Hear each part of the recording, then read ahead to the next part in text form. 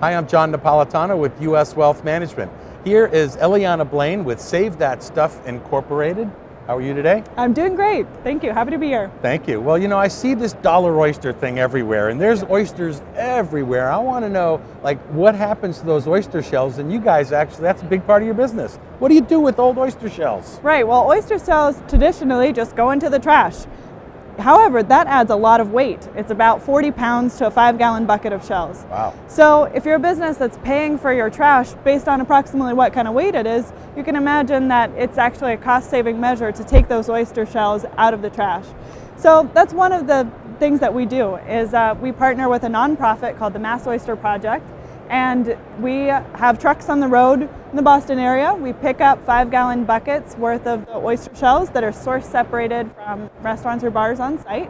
And then we take those oyster shells to Charlestown. They cure for about a year, and then they become able to be rehabilitated or put into local estuaries and streams to do habitat restoration. Oysters can filter about 40 gallons of water a day and help really clean the water. So you can imagine in a place like the Mystic River, there's a real benefit to having oyster shells put back, and that's what we do at the Mass Oyster Project. I think that's outstanding. Way better than your backyard, your landfill.